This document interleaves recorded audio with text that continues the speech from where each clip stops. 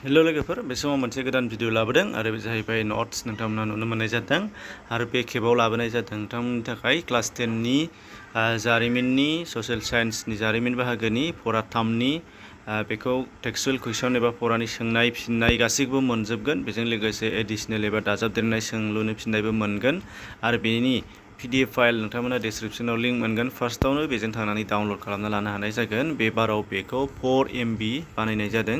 मानोना single page बानायनाय जादों आरो बेखौ जाहाथे बयबो स्राय सिनायनो हानाय जायो 4 MB आ बारा गिदिर नङा डाउनलड जागोन प्रब्लेम जानाय नङा बादि मोनदों बेनिफ्राय नेटवर्क गोनां जायगायाव थाबानो जाबाय नैबेबादि नुगोन नोंथांमोना फार्स्टनिफ्राय आसामाव ब्रिटिश बेरेखा जांख्रिखांनाय आरो आबादारि बेरेखांनाय बे फरा 3 नि बे जारिमिननि आरो बे सुंथाबथार सोंनायनि फिननाय नैबे फार्स्टनिफ्राय फारि फारि दंलांजोबो बेखौ डाउनलड खालामना लाबानो जाबाय फारि फारि बेनिफ्राय नुदों ओरैजाय बोलांबा नुबाय थागोन नोंथांमोनहा नायलांबाय था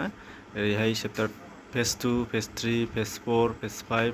थांनानै जोबजासिम नोंथांमोना नुगोन बाहाय जोबजासिमहालागै एडिशनेल कुइसना बेवहाय गोबांथार गैयाबाबो गोनांखौ होनाय जादों नैबेनिफ्राय एडिशनेल कुइसन दङ नोंथांमोना नुनो मोननाय जादों बेखौ दाजाबदेर सोंनाय एबा फरानि गेजेरनिफ्राय सोंनाय होनाय दा बेयाव गैयाबाबो 20थानि बारा दङ दा